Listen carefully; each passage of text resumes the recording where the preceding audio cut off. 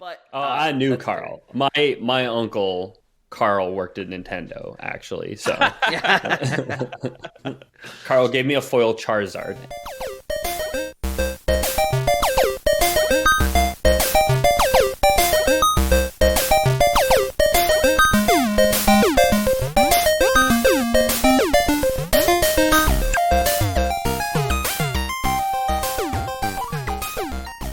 Hello and welcome back to another episode of Lore Boys. This is James again. So last time I kind of left on a cliffhanger on top of a deep dive or something like that, where we had some more to talk about for Deep Rock. So that's what we're going to be doing today. So my name, as always, is James Miller, and we are joined today with The second side in this two-sided diagon, Ethan Palmer. I guess, we're not going to make a triangle out of this one, so it's like me, Gunner Main. Can I be the empty space in the diagon? yes. Yeah, sure. That's Oreo. Peter fairy. O'Donoghue. we have made a reference that only the patrons will know about tomorrow. Yeah. So diagon is two sides. Pentagon is five sides. What the hell are 1, 3, and 4 doing? They're Trigon? Yeah. It really should. It should be a it should be a trigon, and then I guess a quadgon. I bet Quadagon? you trigon Quadron? still means triangle. Quadagon sounds Oh, like yeah. a Star Wars creature or something. Trigonometry is trigon. The science of triangles. That's the Yeah. name of this episode. It's also a supervillain published by DC Comics as Trigon. Oh, I thought you were going to say trigonometry. I'm like, all right. Apparently, he's one of the most powerful beings in the DC universe, having enslaved many worlds. And Darnell, I'll never talk about him again. So, get ready. Okay, is he a Green Lantern villain though? That would be pretty hype. He probably fights the Justice League. They all kind of they'll share villains, right?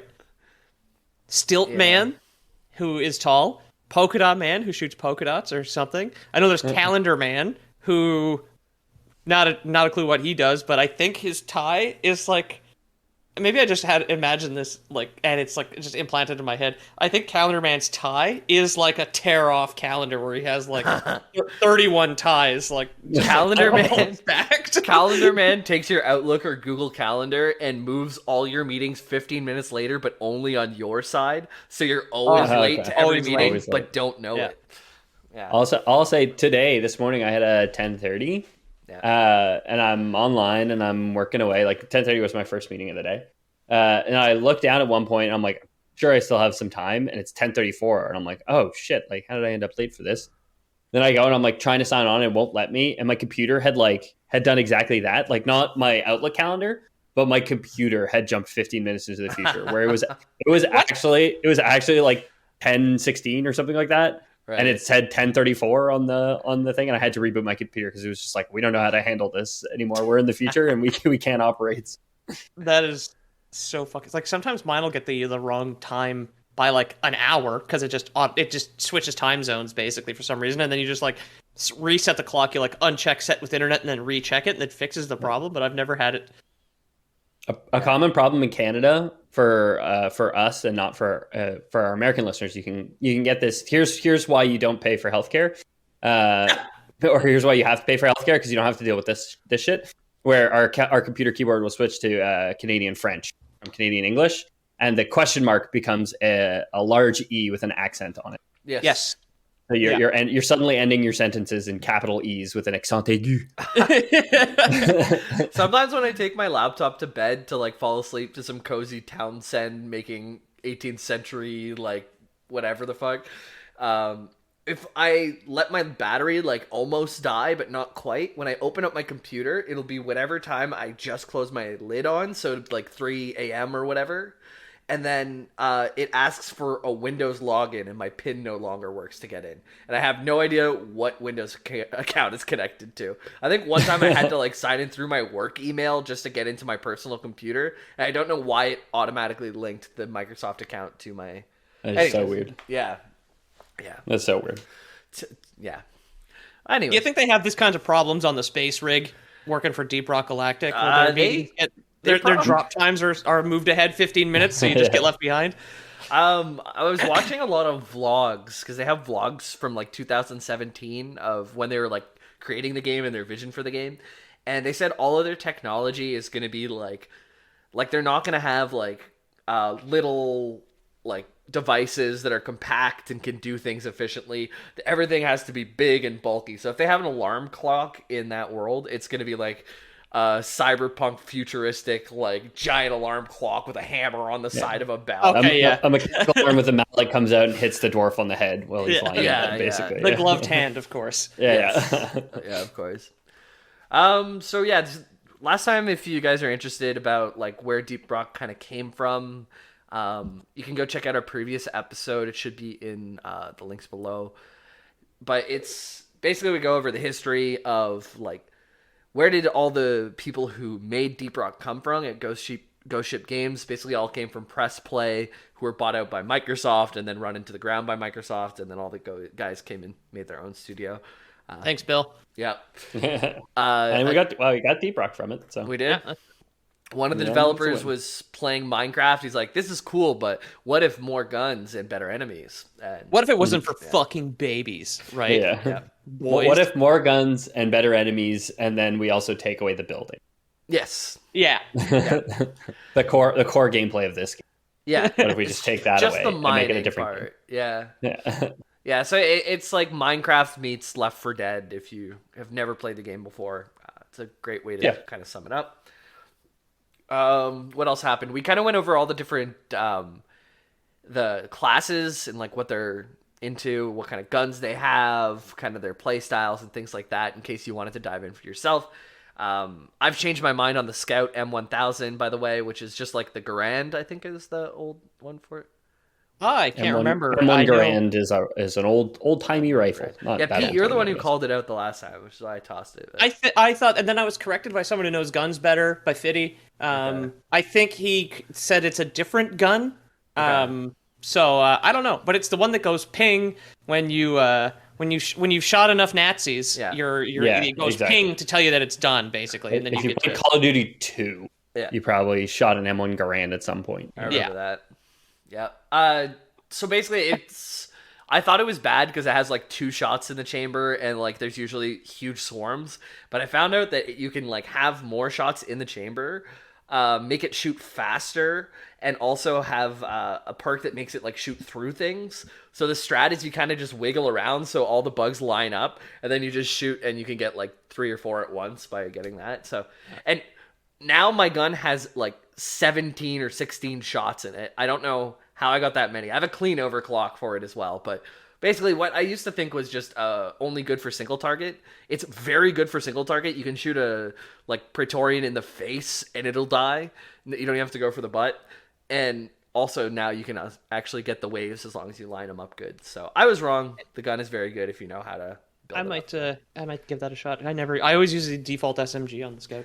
Yeah, I have a clean. We played Deep Rock a couple days ago, and we had a couple of missions there that went cuckoo bananas and was just non-stop. Well, whatever. Like when we played like Friday night, we did like one mission, like everything's quiet, and then just goes crazy and never stopped. For like it was exhausting. It's just one mission that just went off and never stopped. Basically. Yeah. We couldn't get out there soon enough. It was like point extraction, Quarks, but like we tried to do a secondary thing where you have to like kill the tower for those play, and then it just never stopped after that point. We didn't even clear the tower. It was... We laughed in the face of God, and he showed us that he's still truly in charge on Hoxus. God dunks. Fools like us. Yep. Luke 3:17. Update. I think my COVID's over, but I still have a residual cough. I felt real good today. I was out and about and breathing and feeling good, but a little cough left. I'm glad. Yeah. So yeah, who the fuck's Karl? So all I know about Karl is there's a voice line where you go for Karl. That's a good one. When you do your power attack. That's very good. Yeah. Oh, that's true. Yeah. So what's the lore behind the voice line for Karl? When you do your power attack, not always when you do your power attack, but sometimes when you do your power attack. That's a good one. I actually I started off with a voice line as well, but I started off with the driller killing an enemy, where he says, "This one's for Karl." Okay. Similar idea. I want to say a big thanks to SNIS, SNISS on YouTube for organizing his thoughts on basically how all these voice lines fit together, along with connecting it to the wiki, because it was a big help for me to be able to do the same. Yeah. Oh, and I was holding my breath when we were recording this episode last time, so I couldn't correct you guys, but there are voice lines about elves. I don't know if we're going to get into that later. We should mention it. Yeah, correction from last time. The leaf, you called them the leaf yeah, lovers. Yeah, there's voice lines for when you shoot a friendly character or when a friendly character shoots you, and one of them is "Watch your fire, you pointy-eared leaf lover." Okay, which would be a reference to elves. Yeah, that'd be fun if they started to bring in other races. Like we find out that the incursion is like actually from the elves, or like it's the elves. That'd be fantastic. Later on, like maybe season 3, we get some more like brutish type of like machines, and then there's orcs that show up, and not only you have to kill bugs, but you have to kill orcs too. That could be fun. Orcs too. Yeah. I mean, you could kind of do a cool co-op game for elves, say similar industrial feel, but like if you used grappling hooks to scale giant trees and like harvest their resources, right? It would have to be acorns. Yeah, they're giant acorns. It'd be like the yin to the yang, right? Right. Would be, and you'd have like a flying mine cart or whatever, and then instead of having drills to dig, you'd have grappling hooks. That could be cool. Ghost games. That was my idea. Do not steal. You have to pay. And then the scout in the elf game, since the scout's mobility weapon is the grappling hook, I guess the scouts in the elf game would be he'd have drill. So he could like drill into the middle of the tree. I was thinking probably some type of like cloaking stuff, because I'd imagine elves are pretty aware of their forests. So if you're like the front runner, you'd have to like have something to hide from their onslaught of magic or something.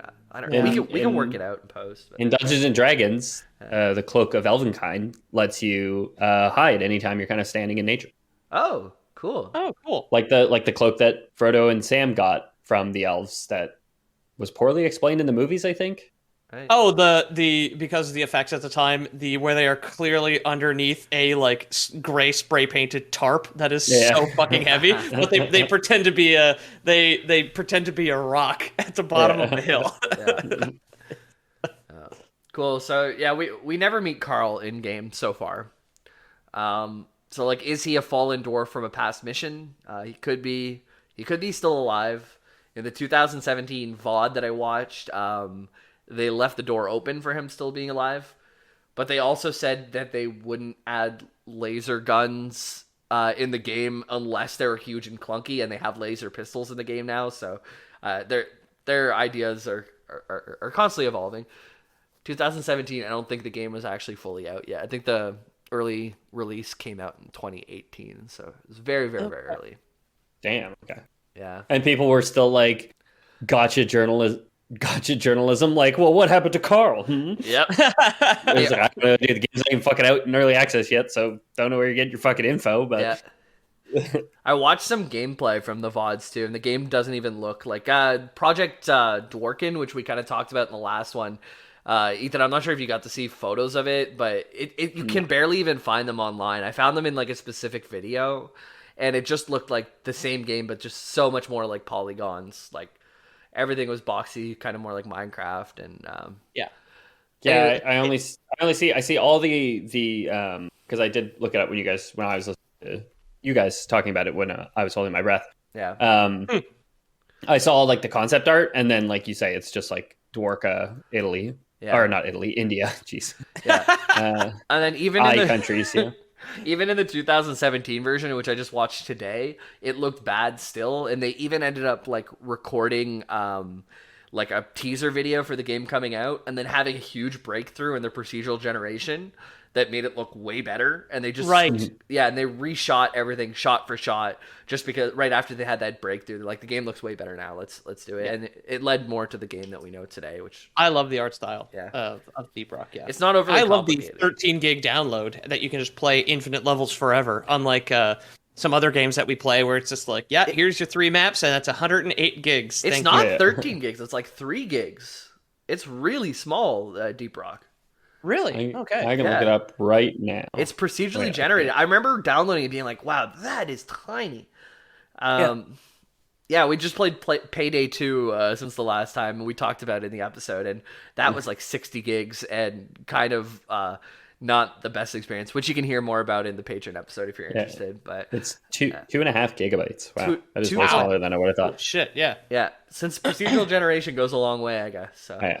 Jamie clearly has the laptop in the group to know like the exact build size of every game, because he was also bringing up build size of games in our Patreon bonus content for this week. So I have to manage it. Yeah, if I want to keep he's Elden Ring, his fucking meal tickets basically, just like, oh, I hope I have enough gigs for the month. Yeah, if I want to be able to relapse into World of Warcraft Classic at any moment, and also be able to play Elden Ring on the back burner, then I have to have X amount free at all times. Right. Relapse at any moment. And it's reassuring to know that you never have to drop Deep Rock, really. No, it's great. I'd be offended. I think like Slay the Spire has a similar download size, and it's like a card game, and So yeah, back in the old days, Ghost Ship Games would put up videos on their YouTube to talk about development. I was talking about a little bit the vlogs. I think there's 6 vlogs. They're really interesting to watch because you can kind of see what their thought process was before the game come out. How they're like, I was watching and they're like, we would have a more combat focused thing where you would bring in, there'd be no Molly, you'd bring in a drop ship, and you'd have to collect like 10 major minerals, and they're basically just explaining what a point extraction is. Yeah, it's yeah. They didn't know what it was. Yeah, it's really cool just to see them, their thought process as it's coming out. And in the second vlog, they talked about Karl directly. So they got asked, who is Karl? And Robert, he's the lead art director, and if you don't know who he is, he's the voice of Mission Control, so you should know him from the game.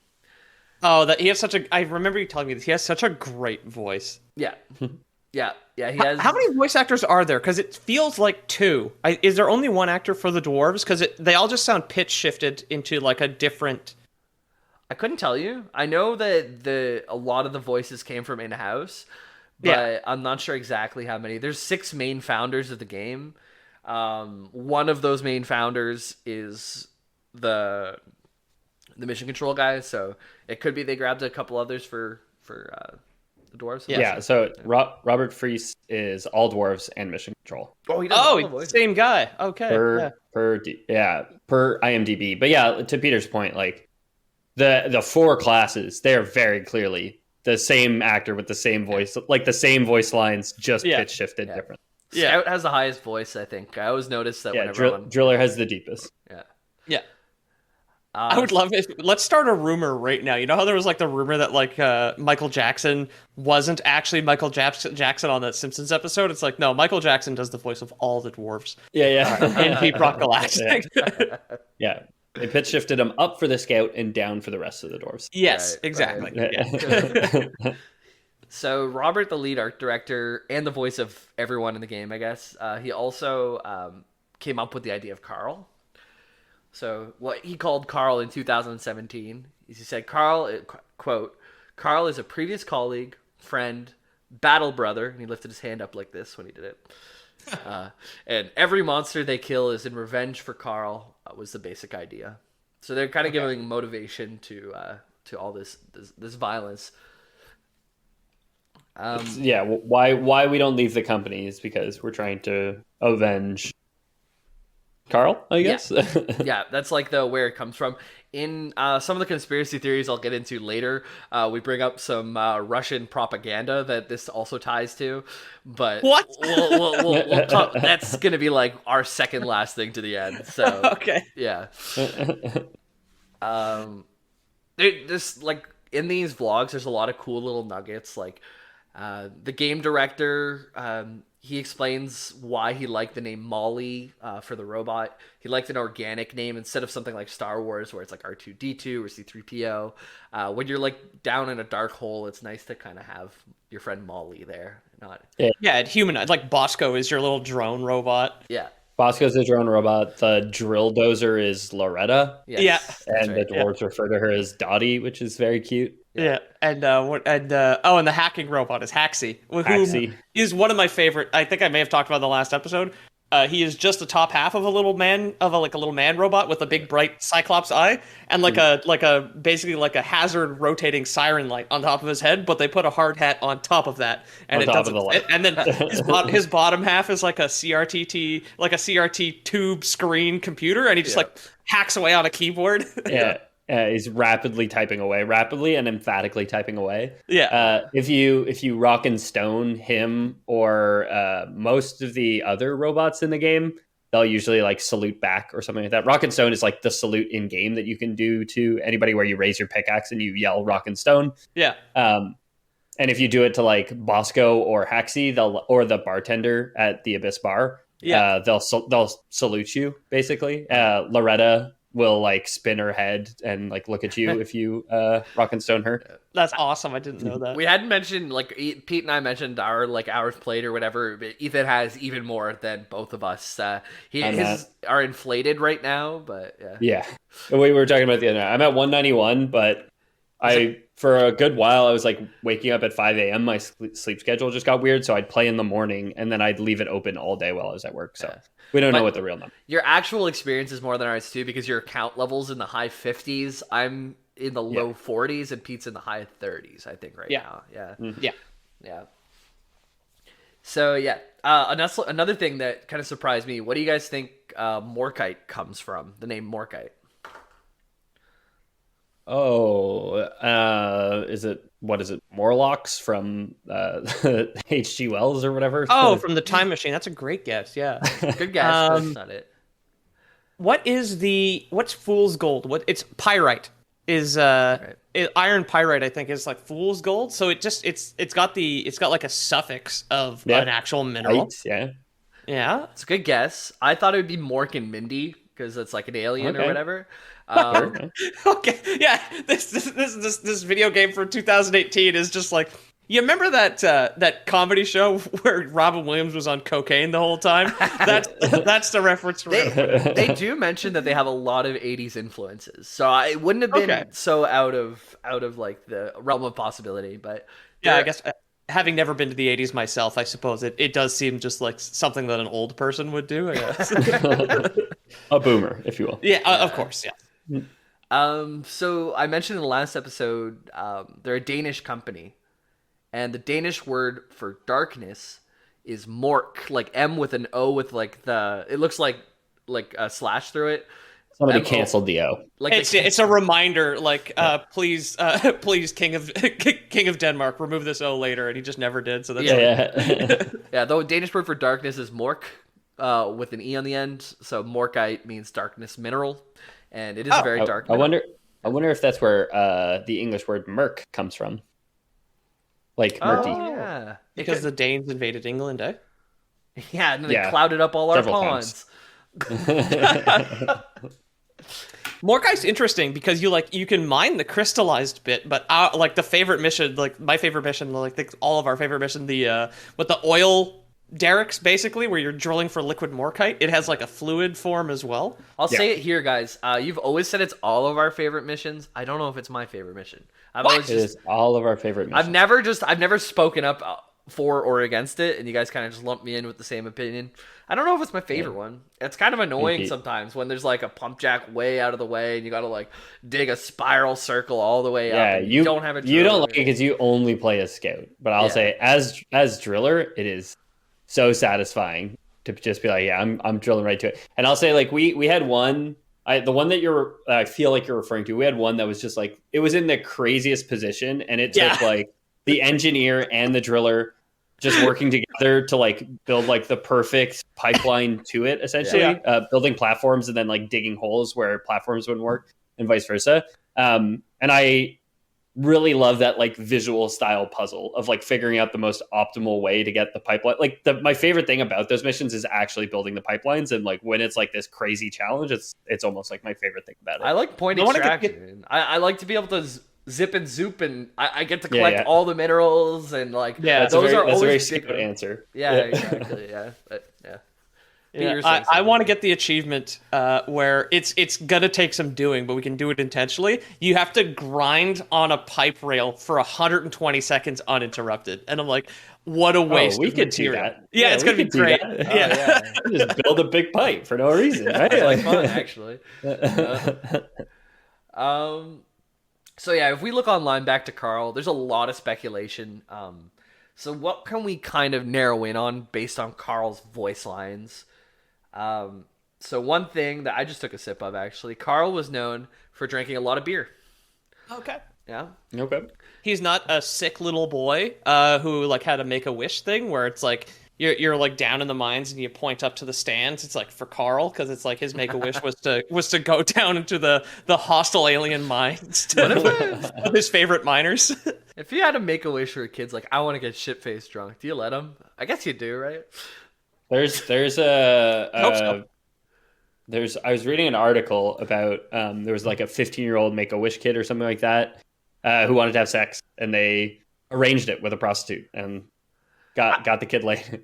Honestly, if he's on his way out, I think that's respectable. Yeah. So that's like Giga Chad Wish Foundation. just to say, like, if it was like I want to get shit faced, like, yeah, maybe they just be like, okay, bye. Cool. He has sex once, instantly heals, like muscles burl out, like start popping out of every part of his body. Like he does the Popeye thing where like the there's like the worm where his like arms expand out and then back into his center essentially. Like. He starts talking like Popeye too all of a sudden. Yeah. So what do we know about Karl? He likes to drink a lot of beer. When a gunner kills a dreadnought, one of the voice lines is, "That thing ate bullets like Karl drank beers." So we can assume, especially from a gunner, shoots a lot of bullets. So Karl for someone with like 45 hours on gunner, I don't think I've ever heard him say that. You're a visual type, Pete. Maybe you're not an audio type. I'm not an audiophile. Yeah. Additionally, when you press V with your beer in your hand in the game, that's the same thing as the rock and stone that we were mentioning earlier. It's the salute. You raise a toast when you're holding a beer. Mm-hmm. And one of those common voice lines is for Karl. So you could guess that he would approve of you guys raising a glass. Okay. Yeah. So also when you change clothes, sometimes you get a voice line that says, "What would Karl wear?" So we can guess that he's a dresser, or that at least they want it to look like him. He's not nude, is what he from was this bit of lore. Yeah, but that's just a game theory. Karl not nude. Yeah. So we could say he's like Tobias Funk. He's always got at least cut off jean shorts on. I wish there was cut off jean shorts. I would make my dwarf wear it. Oh, absolutely. Oh, hell absolutely. Yeah. I mean, yeah. Go start games if you're listening. Yeah. If you build it, they will come. Wait a minute. Uh-oh. Uh-oh. So from these few voice lines, we can guess that he was a great miner, a snappy dresser, he could drink a lot, and probably was a good friend. So Karl had all of the branches of Deep Rock covered, because that's kind of everything that you try and do in the game is be a friend, do some good mining, get some cool clothes, and have a couple beers between rounds. Drink beers, yeah. He shotguns beers with the boys, he's dripped out, and he stacks paper. Like, that's all you need, right? Yep. He got 100 barrels in a row in the barrel toss game. Yeah. I was watching someone in a lobby do it like so consistently. They're so good at that game. I'm jealous. I'm terrible. I've done like 5 or 6. You get a free achievement called the Darwin Award. Anybody listening, if you get drunk and then kill yourself in the Ring of Fire, you get an achievement for it, and you wake up in the infirmary. If you jump through the hoop. All right. Well, actually, I think this is a good time to take a little break. So how about everybody join me jumping through this Ring of Fire, and we'll wake up in the med bay after the break. Okay. And we're back after talking about albatrosses. Yeah, so I don't know why. I guess Google's algorithm is is kind of fucked up right now. So we were discussing over the break whether or not I should get an albatross. We decided not to because, of course, it would spend decades away from home, gliding around the coast of the Antarctic and eating sardines. But I wanted to see, because Ethan was saying like they spend like 90% of their lives just flying out at the ocean. I wanted to actually see like an actual timeline.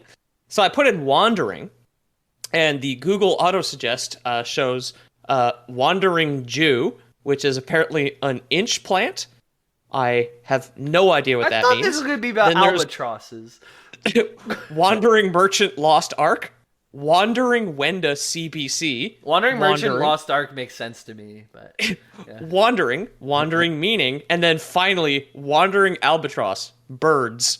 So it's What is a wandering albatross though? Like, why was your thought process? I want to learn about albatross, so I'm gonna Google. Oh, the wandering albatross is like the name of a type of albatross. Oh. yeah, that's why. I've never heard that before. Yeah, and then there's like the hanging plant, the inch plant, the wandering Jew, which is actually quite nice. It's like green and purple. If you had an albatross, it would be like 1 in a million finding it at sea, because it's so vast. And same thing with Karl. Like, if we lost Karl, how would we find him? Yeah, Karl left home and spends most of it, like most dwarves, spends most of his life gliding on air currents over the ocean. Yeah. Wandering Karl. Yeah, filtering sardines out of the water by catching them in his beard like a net. So what happened to Karl is one question we can hope to answer, and it looks like he was left behind on Hoxie's 4, which is the planet that we all go to every time we're heading down and doing some digging. Fracking the planet. Yeah.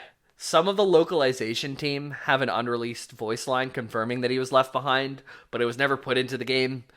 So take that as you will. Like, we could say he probably got hurt and left behind, but there's a chance he's still alive out there too. So it's.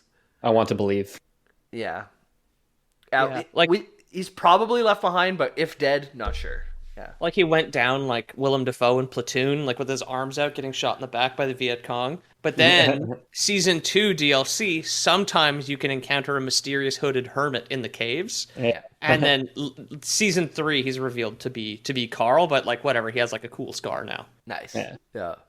I mean, I would also not maybe hate the idea of, like, you know, we talked about elves being the Season 2, like the owner of the rival incursion faction or whatever, but like maybe, you know, Karl corporate backstabbing, corporate sabotage, you know, mistakenly fell behind only to meet up with his other connections. Oh, yeah. I thought he would be killed like in House of Cards. It's just like, Karl spent too much time talking to environmental journalists about all the fracking that we do. So no, yeah. I like that idea too. Like, Karl's like he's tired of basically being exploited for somebody else's profit, so he starts his own mining company and leaves his friends behind. And he is the rival incursion. Like, he has the prospector, he has all that stuff. Yeah.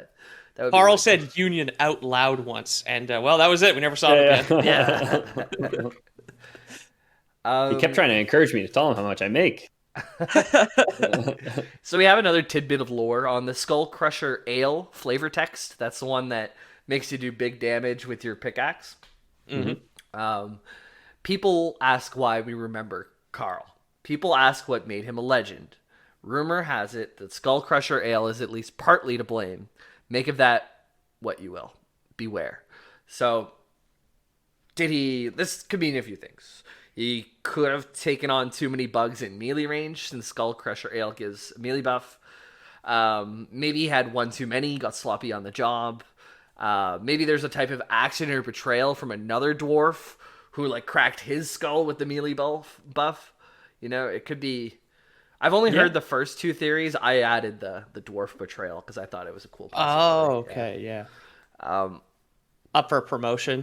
Yeah. Speaking of being irresponsible in an industrial setting, I had a desk job in a warehouse that like resold DVDs and video games and whatnot, like cheap on Amazon. And I know there was this guy named Dan who was like a wildly irresponsible driver. He would peel out of the parking lot every single day. What a cool guy. And then he was driving the forklift once, and like for the fire retardant system, obviously there's like sprinklers in the warehouse, like full of boxes and movies and shit. So there's huge pipes of water running down the walls. He at some point was driving like a lunatic and drove straight into the pipe, and then when he turned, the fork from the forklift just sliced it open. Oh, God. And just started dumping just like liter upon liter upon liter upon liter of water straight onto the warehouse floor. Like destroyed everything in front of it, melted a bunch of DVD boxes, destroyed fucking everything, and like we got sent home early and couldn't go back to work for like 3 days while they fixed that problem. Classic. That's serious. Yeah, those Did accidents. he yell for Karl whenever he did it? He did. So what happened to Karl? That's the best we can guess. He's probably left behind based on localization team, unreleased voice lines. Probably fell in battle because of Skull Crusher Ale. Is partly to blame in one way or another. So yeah. Whether it's like he got the damage buff, so went down fighting, or like was too drunk to actually function. Yeah. They're also, I was gonna leave this for later, but unconfirmed information, Skull Crusher Ale, which Karl was very involved with in some way, gives an increased melee damage buff, and it might imply that Karl had been able to brawl with only a pickaxe and no guns. And so people salute him because he was just like the straight up pickaxe OG. He didn't even need a pistol. He just chopped up everything with melee, which would be cool. He's the berserker, right? The shirtless, the braided beard covering his nipples. Yeah. I mean, there's clearly some ties to like the pickaxe with him, right? If the pickaxe drink, like the damage buff drink, makes you or is alludes to him, the power attack pickaxe strike will sometimes do that. Yeah. Or will sometimes trigger a voice line about Karl. There's also an achievement that kind of insinuates that no ammo would be needed in Karl's life because it's called Karl Would Be Proud. And you have to finish a Hazard 5 mission with no one dying or ordering a resupply. You wouldn't need a resupply if you only use your pickaxe. So it kind of supports the theory. Yeah, that's true, eh? That's true, yeah. So I have pull that off. Did you say we could probably pull that off? We've never even done a Hazard 5. We barely do Hazard 4. We didn't practice. I was just about to say, I have the Hazard 3 one. I assume we probably all do. But I don't even have the let's get the Hazard 4 one and then we'll talk about Hazard 5. All right. Yeah. I'm just saying, like I have confidence in us. I know you guys literally haven't done the quest line to unlock Hazard 5 mission. So I have not. No. we couldn't even like sign up to try it tonight. You know. Yeah. Pete's like, oh, I have half ammo on my main gun and I'm full on my secondary. I need a resupply. That's Well, I don't want to take my secondary out of the plastic because then I can't return it. Yeah. I can't take the tag off. Yeah. So yeah, where is Karl? So thanks to update 3.4, that was one that released deep dives. We can be pretty sure which biome Karl is even in. Oh, really? Yeah. Deep dives underneath have like flavor text. So like whenever you're at the deep dive screen, there's like your deep dive, your elite deep dive. It has like a picture and then has some flavor text underneath it. And each biome of the planet has either one or two lines of text that keep rotating throughout the deep dives. So the first biome flavor text that mentions Karl, this one's not really to be taken seriously. It's Fungus Bogs, which reads, I heard this was Karl's favorite biome. He was such a fun guy. Yeah, big LOL. Not really a clue. The YouTube video that I watched, this gave him way too much credit for this joke. And yeah, it was Jacob at Deep Rock, so you can tweet at him and make fun of him for that joke if you'd like. I hate the Fungus Bogs. I think that is the worst biome in the game. I despise it. Yeah. There's that sludge that slows you down, and then those like mushrooms that spray out like flammable gas. It's the worst fucking thing on the planet. Yeah, they look like definitely uncircumcised not my least favorite, penises. But yeah. But I mean the one that whenever something explodes, it like leaves behind like fire damage, basically. I don't like. Oh, the volcanic area, yeah, where the ground burns you. Yeah, and then there's the one with like all the coral like motifs. That one I hate the most because I play engineer the most these days. I play mostly driller, but both of them just have such a hard time getting around in the coral reef one because it's all these like overhangs that you can't like drill up through or platform up to. Yeah. The other one that had a line that mentioned Karl in all the biomes is the Hollow Bough. So Bough. Yeah. Is that the one with the death vines and shit. Yeah, Lots it's like of death the vines. sword vines and Yeah. Sword things like that, vines, yeah. those like I think it has like those spiky things on vines that try and attack you too that you have to shoot their like yellow wrists to basically break. Yeah, Yeah. that's the sword vines that I was referring to. I guess for the listeners, they're basically like they're these like sentient vines that have like giant scimitars on the end, and Yeah. will just like dash out and poke you like really quickly. They'll like slowly reach back, and if you don't notice them, then they'll like punch forward and like hit you. But they'll send you flying too whenever they hit you. So it's common enough that they'll just like knock you off a cliff and Yeah. make you break both your shins on land. They're very annoying. And they can be really high up too, so if you don't have a scout with like a light up there, sometimes you just won't even see them, and they'll hit you. Yeah. So the line for the flavor text for Hollow Bow is, "This is the kind of place they say we lost Karl."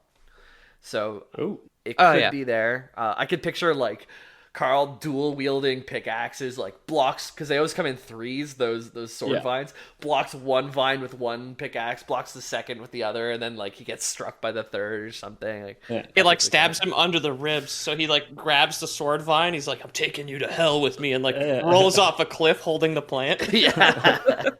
I mean, I've never tried to kill one of those sword vines with a pickaxe, but I can't imagine it's very easy or fun. Nope. Yeah. So yeah, the biome has like a lot of steep drops too. Vines everywhere. There's spiky flying bugs. This line kind of enforces that Karl's left behind on Hawks' spore, and specifically within the Hollow Bow biome. So if you were to go looking for him, based on all the crumbs we have so far, that'd be a great place to start. Okay. Yeah. We know people die in there because if you can find a discarded helmet. Yes. And it's like a terrain scanner. You can find, like whatever the paint job that the guy was wearing when he met his untimely end. Yeah. Yeah. Yeah. Another voice line at the bar almost gives us a clue. So I tried to proc this for the boys. I kept buying this beer for us the other night, but it just wouldn't happen. It's called Smart Stout. And the idea of Smart Stout is it has like little glasses on there and like a little fake like candle on it, and it's meant to be like the smart beer. And you drink it, and for a very short time you become a genius. But as quickly as the thoughts come into your brain, they're fleeting. They fall away from your brain too. So yeah. The length of the hypotenuse of an isosceles triangle is equal to the sum of the squares of the two other sides. That's a right triangle, you idiot. Yeah. Yeah. So Henry sometimes Kissinger loses his glasses in the toilet. Yeah. sometimes when you drink it, the dwarves will say, "I think I know where we left Karl. It's so bloody obvious." But then just as quickly as it comes, the thought slips away, so they don't. Oh, too bad. But like Hoxie's 4 is massive, and even if we knew the biome, Karl's still just a dwarf in a supermassive haystack. Especially like with every mission on the planet being procedurally generated, it either means the planet is so massive that you never end up in the same place twice, or that the planet's shifting so much that either way, it's going to be very hard to find something that you left behind there. Yeah. Do you think they're going to have like a fucking Apocalypse Now assignment where like Karl has like gone fully native? He's wearing like bug shell armor. He's like ruling over this like tribe of ant people. He like won't go back because he hates the system now. Can only hope. Yeah. I watched that recently. It was a very fun, if not long, movie. Yeah. I mean, we're just giving Ghost Ship tons of great fucking ideas now. They got the grappling hook tree game. You got the Apocalypse Now, right? Expansion pack. What else? I saw one online. It was called No Dwarf Left Behind would be the mission, and you go down and there's like some type of AI dwarf down there that you have to rescue and then bring back with you. Which could be fun, but then it also could be kind of what's it called whenever you escort mission-y, and escort missions kind of can also be bad, but yeah, I mean the pathfinding for the AI is okay with Molly, but she can walk on walls. I I don't know what it would be like if you had to like sacrifice one of your players where he's got like Karl on his fucking shoulders, so you like lose a guy basically where he can't shoot anymore. If he had to Yeah. walk, so your driller had to like make a ramp for him everywhere. Or, I was just thinking like Molly, because Molly will just like chill spider climb like on ceilings and like when you call the drop pod to like get out of a mission, Molly leads you back to the drop pod, right? And how she does it is she leaves these like little green markers as she's like she Hansel and Gretel's like little breadcrumbs behind her as she walks. But she will like full on leave you behind in the sense that she will scale a sheer vertical cliff, spend 30 seconds walking on the ceiling, and then go through like the tiniest hole. I like it as a scout because I follow her. I just like point my zip line through the hole she went. But but like I could see Karl being able to walk, still having his twin pickaxes, and then doing like just like a driller straight line to the drop pod or whatever. Oh yeah. My favorite thing about playing the driller probably is whenever the drop pod comes, you can see like where it is. You see the direction that it's in, but you don't know like how the caverns will like switch back and like labyrinth their way to it. Yeah. But as the driller, you just have two massive drills on either hand, and you just drill like a perfectly straight line. I think it'd be pretty cool if Karl could do that, and that would like cause something else to happen, like it would increase swarm intensity or something. Yeah. So you had to keep Karl up, kind of thing, while he was doing that. It's funny. I think about this movie a lot on this podcast, and I've seen it literally once when it was new. Like ants, the Sylvester Stallone ant who dual wields pickaxes and like and like he tunnels faster than the Woody Allen ant. I don't even remember him. Yeah. I don't remember the Sylvester Stallone ant from Ants at all. That movie was so violent, it scared the shit out of me when I was young, but I watched it on VHS when I was like 7 or something like that. Like whenever it came out, I got it at Blockbuster because I'd already seen A Bug's Life and I wanted to see the other Ant movie of that season. Yep. And watched Ants with a Z. And Sylvester Stallone's in it, Woody Allen, and like I don't know, like a bunch of other like famous people. There's like the termite war where people like melt. Yeah, I remember the termites, and I remember them like spitting acid on other ants. But back to the driller though, I really like, even for when it's not the drop pod and you're doing like an egg hunt, and I'm like looking at the map, and it's a 3D map with all these zigzagging, and like sometimes it's literally faster to walk there, but I'll just drill a straight line because I don't want to have to think. Good. I'm just gonna drill everywhere. Straight line. Yeah. Everywhere. Yeah. The map is a suggestion when you're a driller, basically. Exactly. Yeah. You pull up the terrain scanner and you're like, I'm going here. I'm taking straight lines, baby. Yeah. We fish in straight lines. Yeah. So here's a question: is Karl alive down on Hoxie's? Unfortunately, I don't want to believe this, but what the general consensus is that he would probably be dead. But why is my question? There's why does the internet think that he's dead? Huh? So this first point not so strong. It kind of suggested there's an achievement called Karl would be proud, and would implies past tense. I mean, it just means he's not around. I'm fully going with the like General Conrad thing, where he's just like out in the bush, living amongst the Glyphids as their king now. I hope so too. Track 19 on the soundtrack is called Karl's End. So, the end of his prolific career at Deep Rock Galactic. Yeah.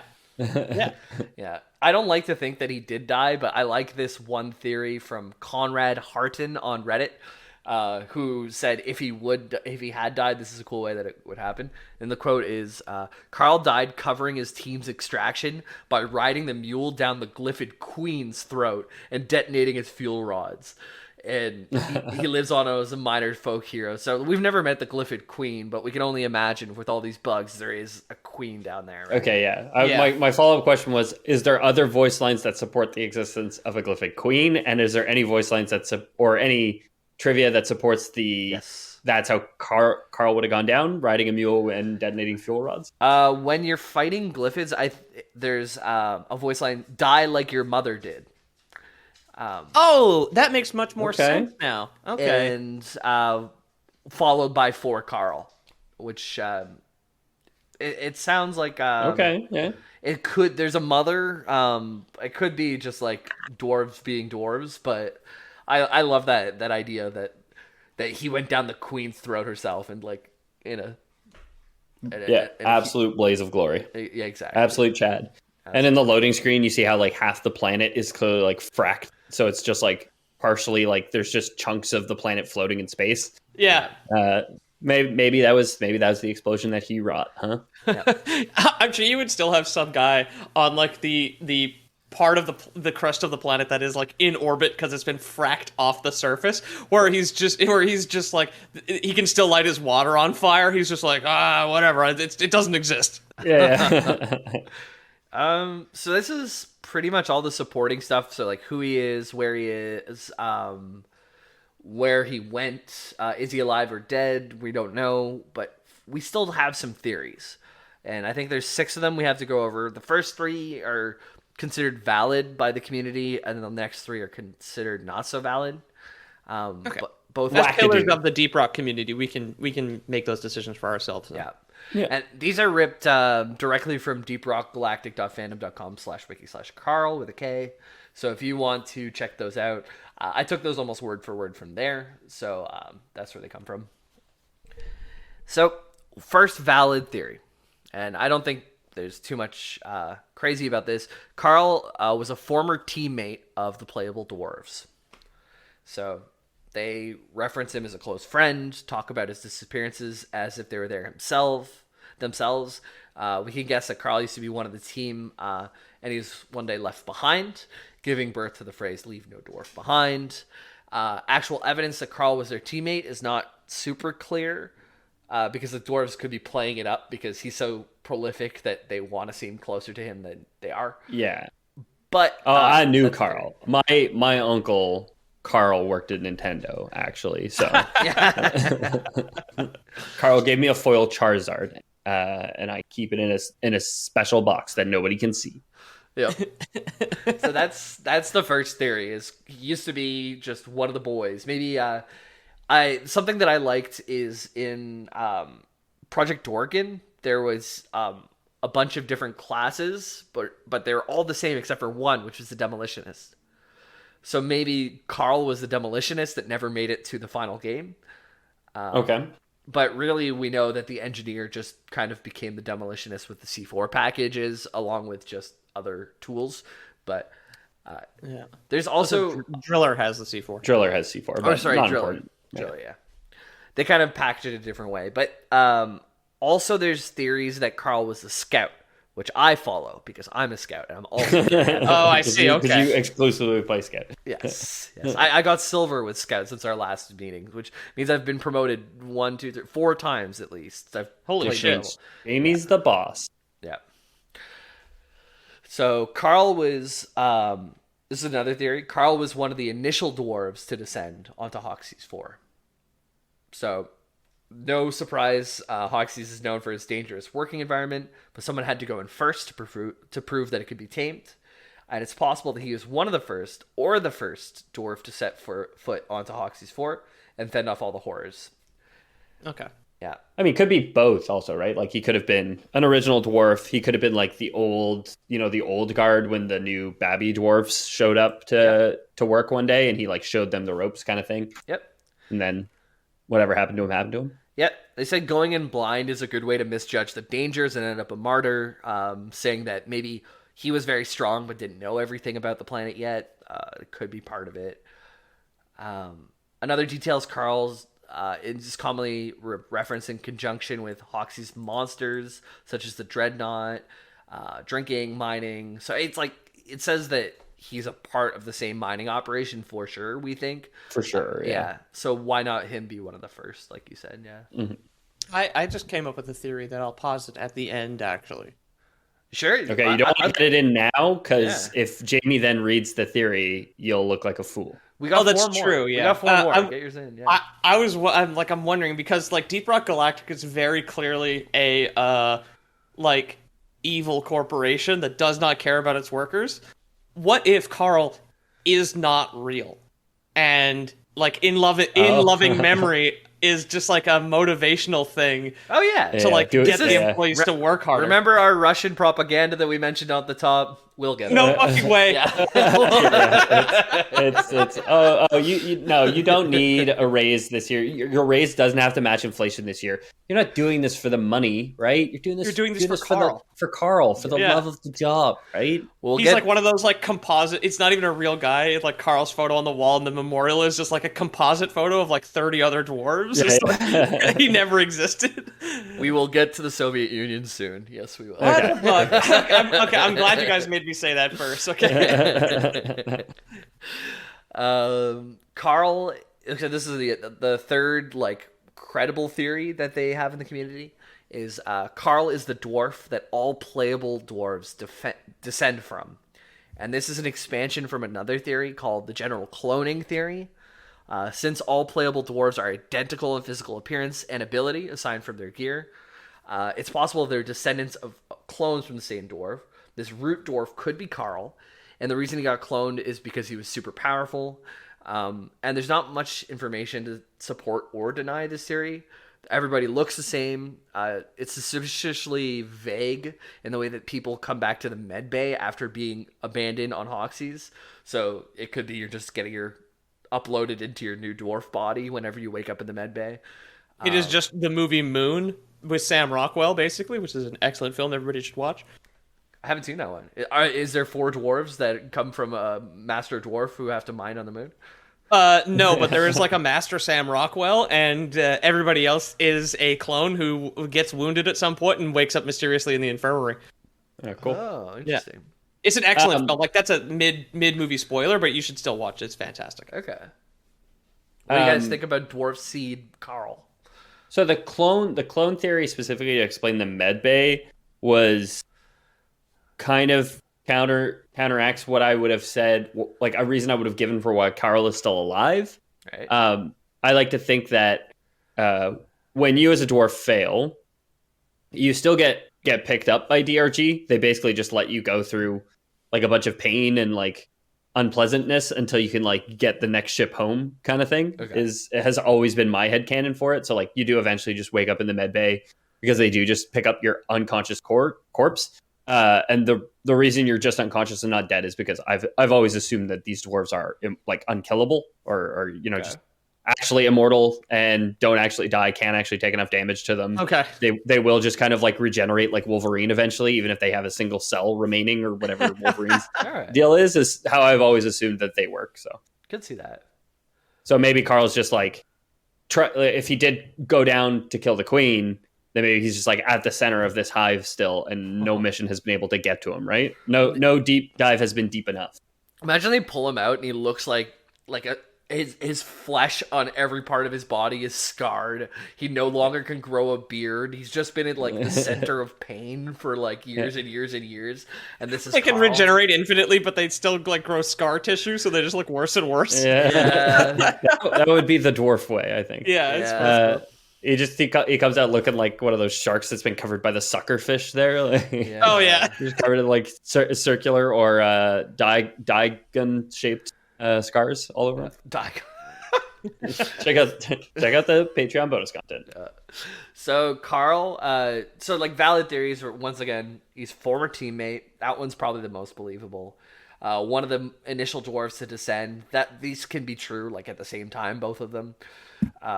And then the third is he's part of the clone theory, and he is a descendant. He's either one of the strongest clones or the root for all the other clones. Yeah, it was his beard hair that they used. They plucked it out with tweezers, and they've got it like in one of those like magnetic cases where it just like hovers on a beam of light. It's it's like the sour ball in The Simpsons. Exactly. They keep his beard hair in an oxygen-free tank, like on the other side of the moon. Yep. So now we have 3 like lacking or debunked theories is what they call them. I think the first 2 are pretty easy to debunk, but the third one, which is one Pete guessed, is kind of plausible, especially in the world we're living in. But let's first jump into the other 2. Karl is mission control is one of the guesses. Okay. No, come on, that doesn't make any sense. Yeah. Unless okay, wait, I can let you finish your theory, but like unless they're saying like he's taking another job and the dwarves don't realize it's him or something like that, but There's no way they're cheersing the guy in mission control, because there is a voice line that says, "Boy, that guy in mission control sure does have a cushy job." Yeah. That's in my. If that guy was Karl, then surely they'd be more enthusiastic and not speak about him as if he's no longer around. That exact voice line is there. Why it's not a good. Ethan, you've done your research, so very good. Unless our theory that they never did actually meet him and are just playing it up to make it seem like they're cool and they knew Karl, and he did just like get promoted into middle management and like never told them his name is Karl. He just goes by like Mr. Mission Control or whatever, Mr. Marks, right? Right.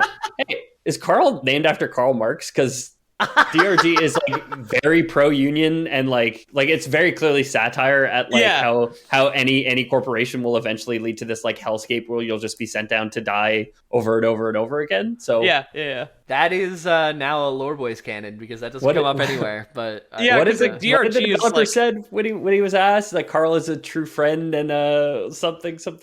But I have every voice line, which we can run over after these theories if you guys like to see if there's anything. Not a voice line. I'm trying to remember. You mentioned that the developers, when they were questioned by the gotcha journalist at the beginning, he was asked who Karl was. He's Karl's a previous colleague, a friend, and a battle brother.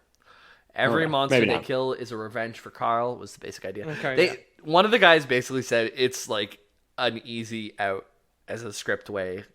Yeah. Which, I mean, all of this feels like a lot of fun to speculate, but working in game development myself and having worked with plenty of developers in my time, I know it's probably like, we didn't give the story that much thought. We just want to make a cool ass video game, which they very much succeeded on. They totally did, yeah. When they answered this like the question about Karl the battle brother thing I just brought up, they at that point had got the game working on PC with it not looking anything like it does now, and was working on getting it to Xbox. It hadn't even been on PlayStation and everything else that it is on now. Exactly. So they had a lot on their plate other than figuring out who a guy named Karl was. So we don't need a union here at Deep Rock Galactic. Come on, it's 300 days on, and then they give you a 4-day weekend. It's totally worth it. Yeah.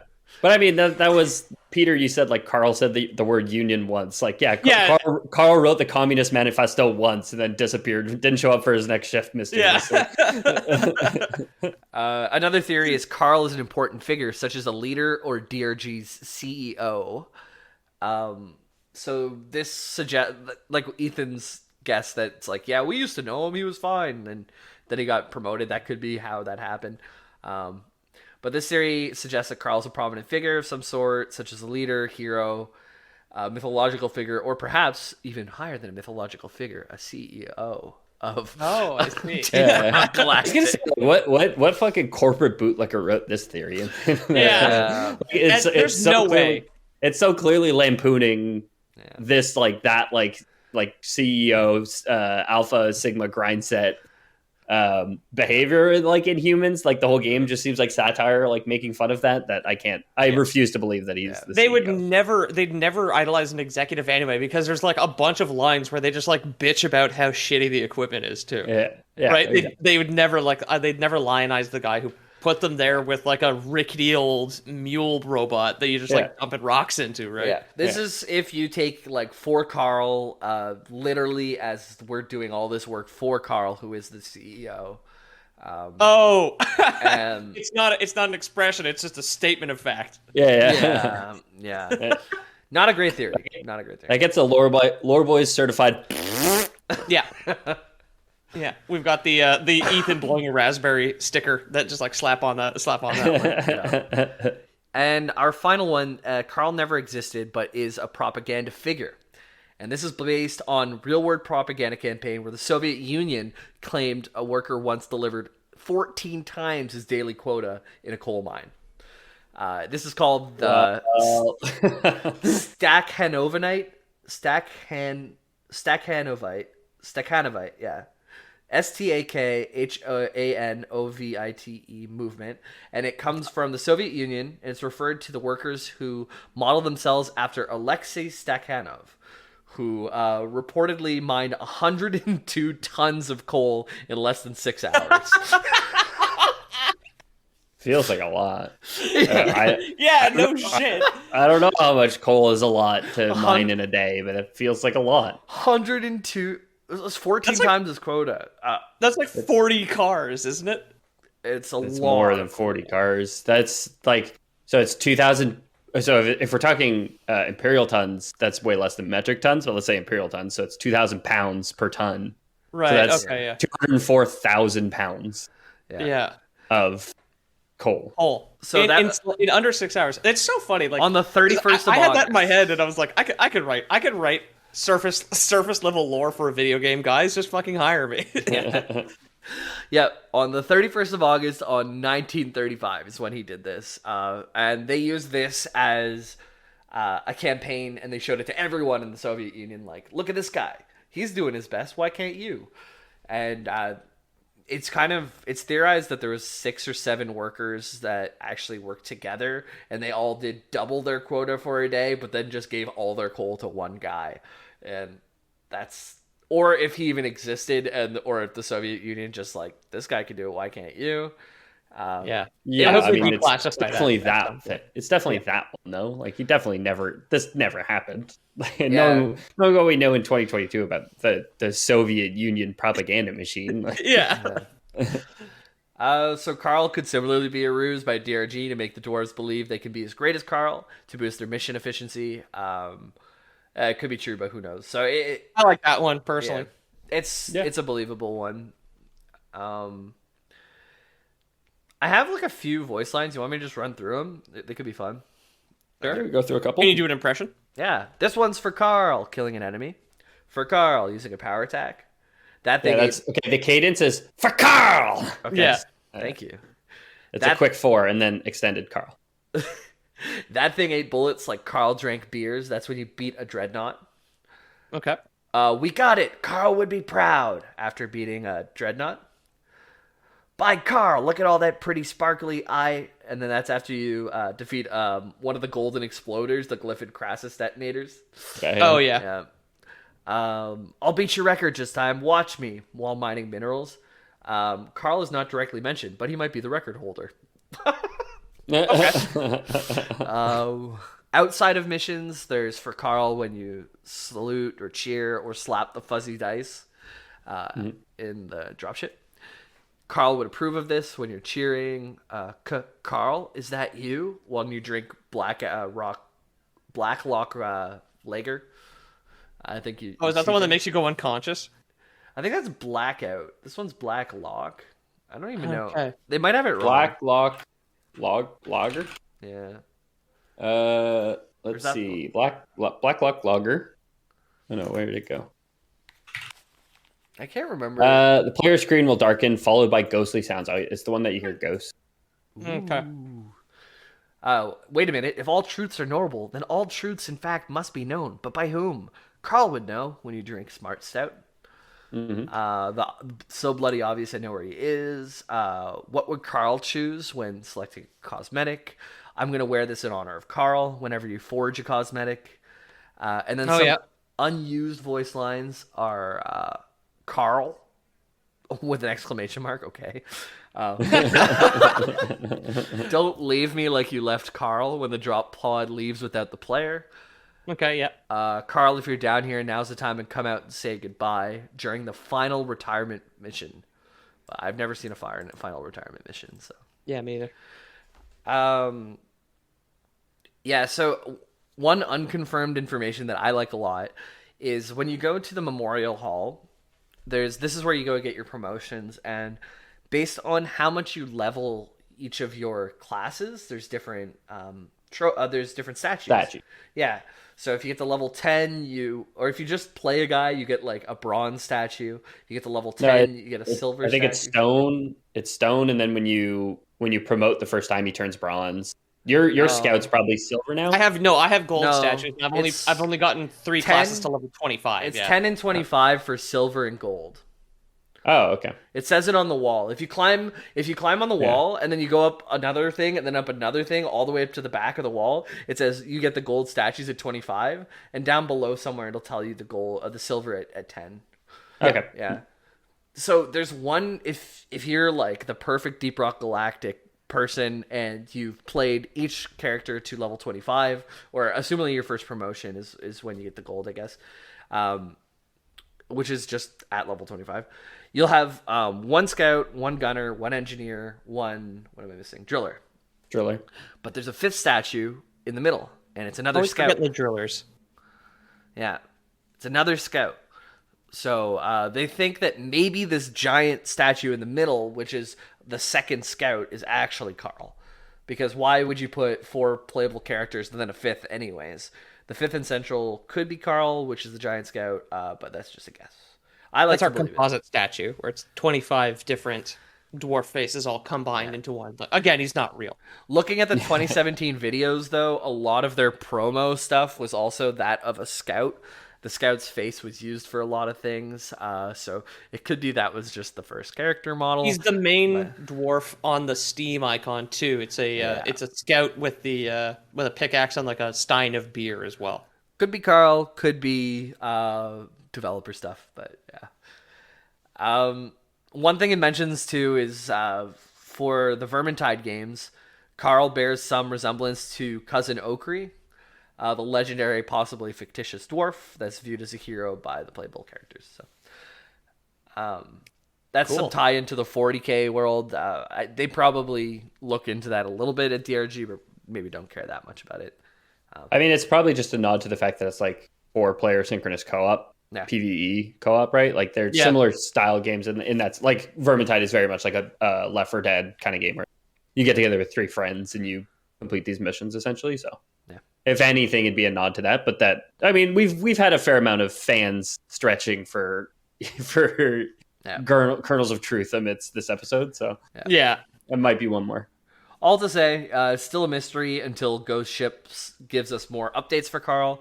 I'd love to see some more tidbits as they keep updating the game. They keep updating the game for free. So if you're looking for a game to play with friends, this is like an excellent one. You can do it on console, you can do it on PC. This is, if you need to support a game dev, this is the type of one you want to support. For sure. Give you good games, and they keep updating it, and it's not predatory at all. Like, no microtransactions. There's some DLCs, like if you really want to go the extra mile, you can get some extra skins, but they're really kind of off to the side and not pushed on you like day-to-day games.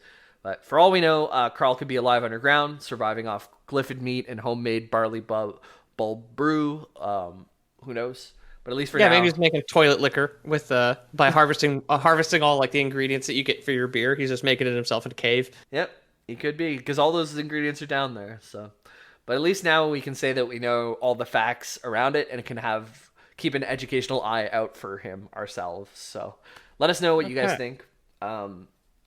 If you think it's propaganda, if you think he's alive, dead, whatever, just let us know. Hop in that Discord. But super fun game, and it's really fun to even look into this stuff. Yeah. Thanks for listening, everybody. If you like the show, consider leaving us a review on your podcast app of choice and telling your friends. It's a great way to grow the show for us. And if you leave us a 5-star review and want to tweet it at us or send it to us, we'll make sure to read it on air. Peter, is there anything exciting going on in your domain these days? Yeah, I mean, at Lore Boys Podcast on Instagram. I am still working full-time, so I don't know if my comic's going to be out in July, but I'll certainly have a hell of a lot done in July. But you can check out Squared Idea.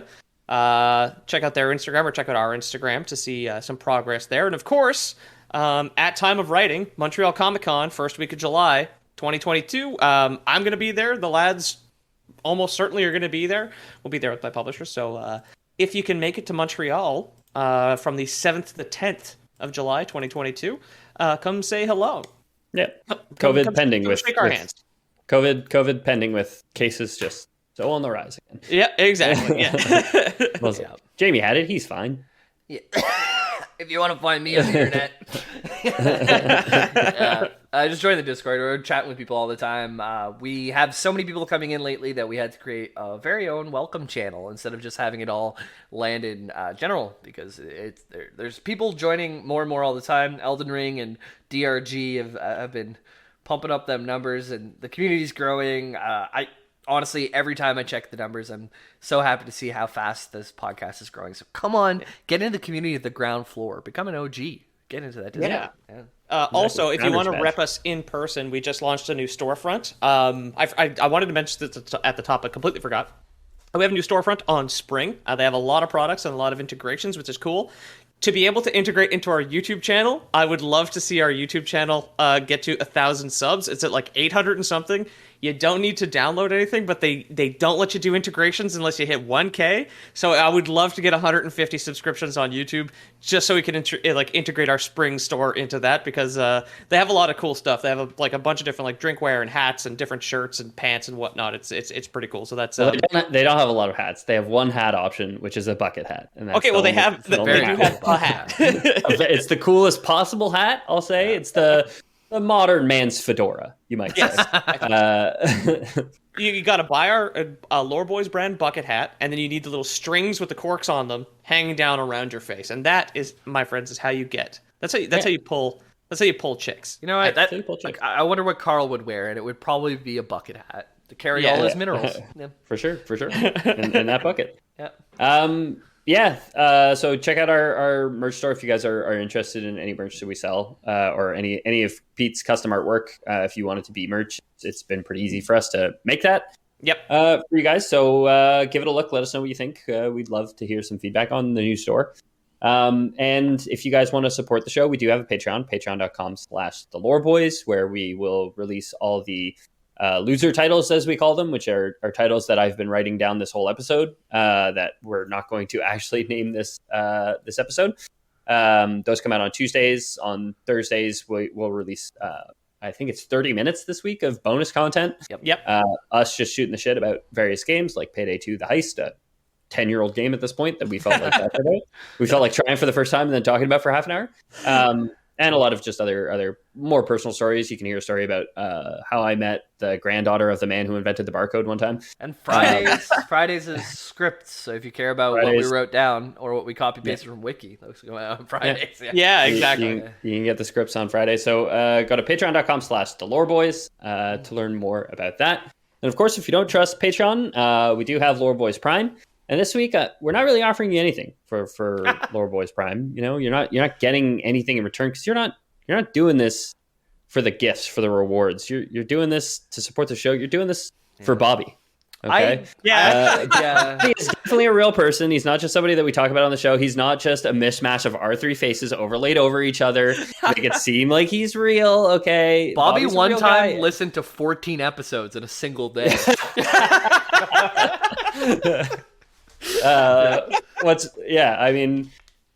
Bobby once created 15 burner accounts to subscribe to us on YouTube. Bobby once during the early days of the show, Bobby once drank 24 beers during a sound check with us. So that is true, actually. Hey, one time he drank 21 metric tons of beer before the episode. He's like the fucking Lore Boys fan. Make sure to head over to Lore Boys Prime and just do the thing for us. All right. And of course for Bobby. And that would constitute a Lore Boys out. Lore Boys for Bobby. For Bobby.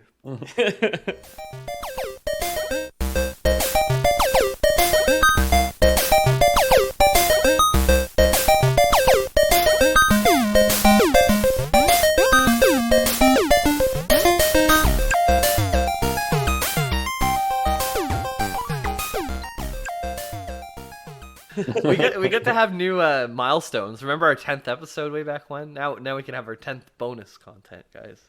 Off the top of your head, what was our 10th episode? I know what our 20th was, but I don't know what our 10th was. Kirby?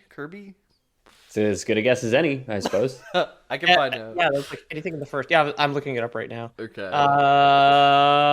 Episode 10, was it Mega Man X? Did the X have anything to do with it?